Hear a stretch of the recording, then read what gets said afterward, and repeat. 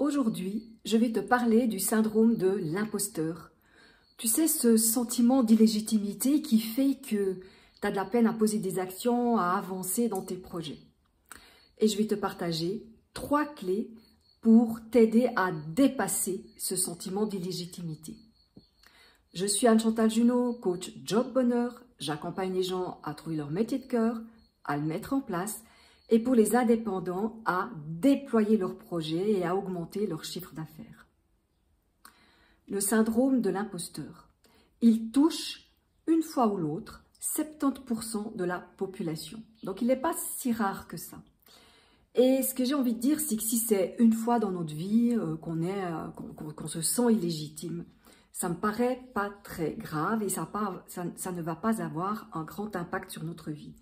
Par contre, lorsque pour le même projet, eh bien, je n'arrive plus à aller de l'avant, je n'arrive plus à faire ce qui est nécessaire pour qu'il avance, ça peut devenir très handicapant, ça peut amener l'échec du projet, mais aussi ça peut nous empêcher d'attirer, si c'est un projet professionnel, des clients et faire stagner notre chiffre d'affaires, tout ce qu'on ne veut pas quand on se lance dans un projet professionnel.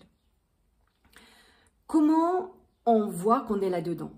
Alors pour moi, il y a déjà la difficulté de poser des actions. On n'arrive pas à poser des actions, chaque action vient nous serrer ici ou dans le ventre ou dans le dos, où on a tous nos repères, mais en tout cas, c'est compliqué de poser des actions.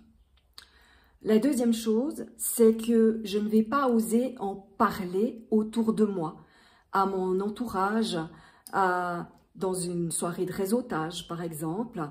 Je suis gênée parce que j'ai l'impression que j'ai pas le droit d'exposer ce que j'aimerais faire.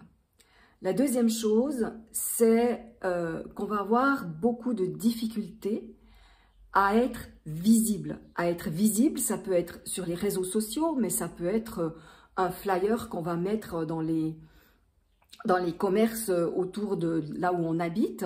Je me rappelle au début que j'étais entrepreneur, d'avoir fait des flyers pour une conférence et d'avoir laissé traîner ça plusieurs jours.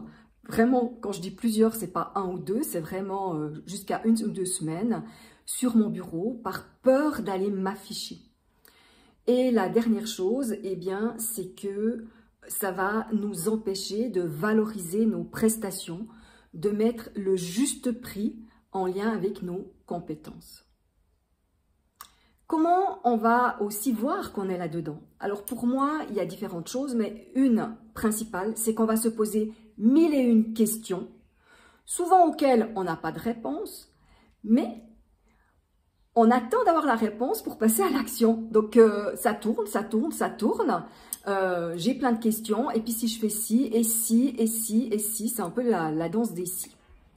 La deuxième chose, on va être paralysé avec ces si qui sont là, donc on va poser aucune action, ça va être la paralysie, hein. Comme je disais tout à l'heure, pas poser d'action, pas oser en parler, pas oser se rendre visible.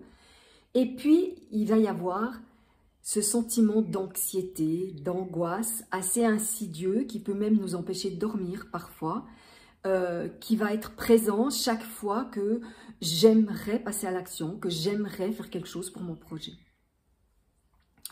Et finalement, ça va nous faire renoncer à certaines opportunités qui se présenteront. Ce qu'il faut être conscient, c'est que derrière le syndrome de l'imposteur se cachent des peurs. Et que c'est bien ces peurs qui nous amènent à ne pas passer à l'action. Parce que je vous rappelle que chaque fois qu'on va faire quelque chose de nouveau, notre mental, il n'aime pas ça. Ça le met en insécurité. Lui, il agit pour notre survie, pas pour notre vie. Et quand on a un projet qui nous tient à cœur, c'est parce qu'on a envie d'aller dans le vivant, pas dans de la survie. Donc, pour moi, les peurs qui se cachent, il y a différentes peurs. Il y a la peur de la critique, du jugement. Il y a la peur de l'échec. Qu'est-ce qui va se passer si je ne réussis pas?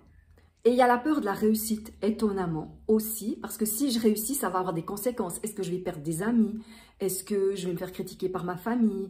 Est-ce que je vais devoir travailler plus? Enfin, il peut y avoir plein de choses comme ça. et il y a aussi la peur de se tromper. Et j'ai envie de vous dire, ne culpabilisez pas en aucune façon. Parce que c'est pas pour rien qu'il y a autant de personnes qui est confrontées un jour ou l'autre à ce syndrome de l'imposteur. Parce qu'on vit dans une société où depuis tout petit, on est confronté à ce que j'appelle les 4C. Les 4C que vous découvrirez dans mon produit gratuit que vous pouvez télécharger sur mon site internet anne-chantal-juno.com. Après ce petit pub, je disais ne culpabilisez pas, ce n'est pas de votre faute. Depuis notre toute petite enfance, on est confronté aux 4C. C'est quoi ces 4C? C'est la critique.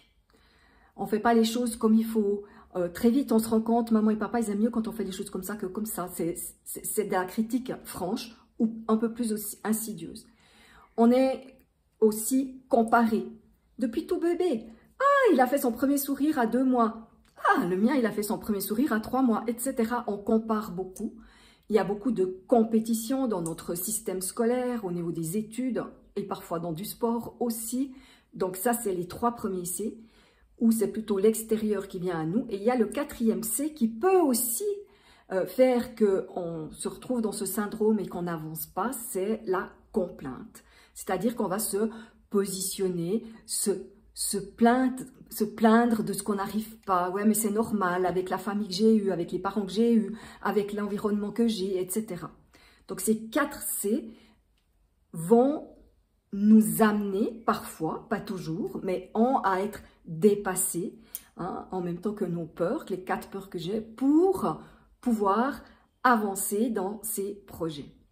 Alors, c'est quoi ces 3 clés pour dépasser ce syndrome de l'imposteur, oser poser des actions, avancer dans ces projets avec plus de légèreté, de fluidité, de simplicité? La première, eh bien, comme vous l'aurez compris en m'écoutant, il y a beaucoup de choses qui se passent dans la tête. Hein, on rumine, je dirais, on se pose plein de questions, etc. C'est notre ego qui nous envoie ça, en lien avec notre mental, et qui va nous amener des préoccupations.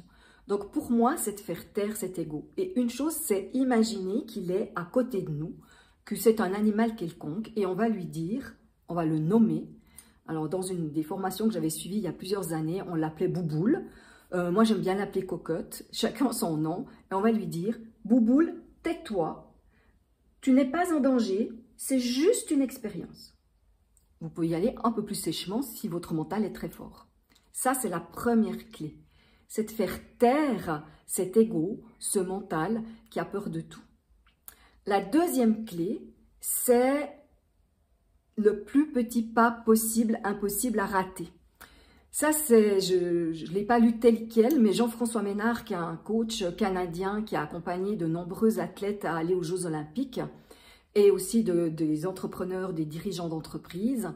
Et il dit que le tort qu'on a souvent, c'est de se mettre des objectifs beaucoup trop importants. Donc, on se donne plein de chances de les rater, plein de chances, en tout cas plein de risques plutôt, je devrais dire, de les rater. Et quand on rate quelque chose, notre mental, il enregistre la déception, la tristesse, la colère, tout ce qu'il peut y avoir parce que ça n'a pas marché comme on voulait. Donc l'idée, c'est de se mettre des petits objectifs. Impossible à rater, hein. Le plus petit pas possible, impossible à rater. Et c'est ainsi que, eh bien, on va le réussir. Donc ça va nous amener du plaisir, de la joie. Donc on aura envie de récidiver. À ce moment-là, on peut rajouter une petite difficulté. Et c'est ainsi que pas après pas, on va arriver à concrétiser notre projet.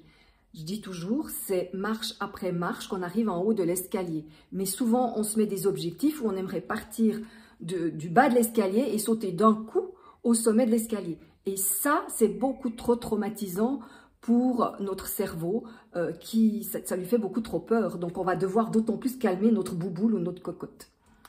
Et la dernière clé que j'ai envie de vous partager par rapport à ce syndrome de l'imposteur pour pouvoir le dépasser, eh bien, c'est célébrer tous vos succès, tous vos mini-succès, tous ces petits pas que vous faites, célébrez-les, félicitez-vous. Vous pouvez avoir un cahier, un carnet sur lequel vous notez les actions que vous avez posées et que vous avez réussi. Parce que j'en suis absolument convaincue. Vous posez plein d'actions tout au long d'une journée et qu'il y en a plein que vous réussissez. Donc, célébrer tous ces petits pas permet à nouveau de nourrir cette estime de soi, de nous faire plaisir et ça va nous donner l'envie d'en faire encore plus. Hein. Tous ces merci aussi qu'on peut donner, plus on en dit, plus on aura d'occasion d'en dire dans notre vie. Voilà donc les 3 clés. Si je résume, la première, c'est l'ego, le faire taire. Bouboule, tais-toi. Ou cocotte, tais-toi. C'est juste une expérience. Le deuxième, le plus petit pas possible. Se donner des mini-objectifs. Et le troisième, c'est célébrer tout ce qu'on réussit à faire, tous ces mini-succès. Alors, quelle stratégie vas-tu mettre en place pour faire avancer ton projet? Ça m'intéresserait de vous lire, de savoir ce que vous allez faire pour passer à l'action et aller en direction d'un projet qui vous tient à cœur. Si cette vidéo vous a plu, si elle vous parle et que vous pensez qu'elle pourrait être aussi inspirante pour quelqu'un que vous connaissez, eh bien, je vous invite à la partager, vous pouvez la liker et j'aurai vraiment beaucoup de plaisir à lire tous vos commentaires. Sachez que je les lis toujours et je vous souhaite une excellente suite de journée avec plein de petites actions pour avancer dans vos projets. À tout bientôt, bye bye!